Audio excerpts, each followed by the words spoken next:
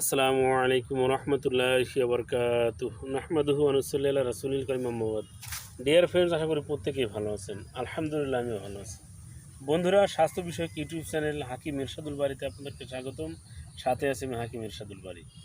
বন্ধুরা, চুল ঝরা, চুল উঠে যাওয়া, মাথায় টাক পড়া, সেই সাথে মেয়েদের মাথার একদম খুলি খালি হয়ে যাওয়া, সিথি করতেই মাথার খুলি দেখা যায় যে সকল নারীদের, তারা মহা চিন্তিত। বিভিন্ন সময় কল করে বলে থাকেন, হাকিম সাহেব, চুল ঝরা, একদম টাক হয়ে যাওয়া, নতুন চুল গজানোর কোনো ঔষধ আছে কিনা।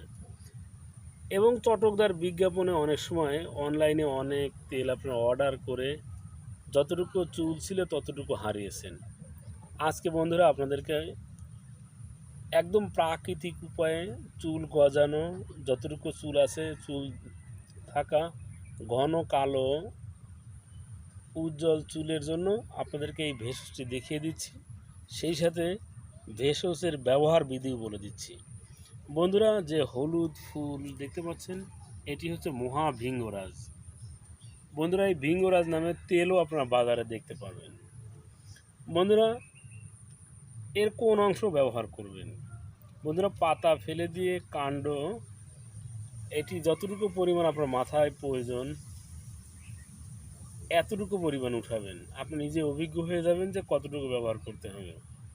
ব্লেন্ডার মেশিনে ভালোভাবে ব্লেন্ড করে নিয়ে গোসলের আধা ঘন্টা থেকে 1 ঘন্টা আগে সমস্ত চুলের গোড়ায় ভালোভাবে লাগাবেন, মাথার চুলেও লাগাবেন।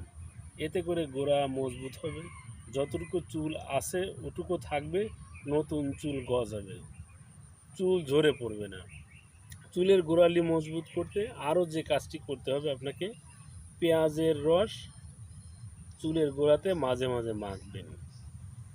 সেই সাথে গোসলের সময় কন্ডিশনার শ্যাম্পু ব্যবহার করে চুল ধুয়ে ফেলবেন।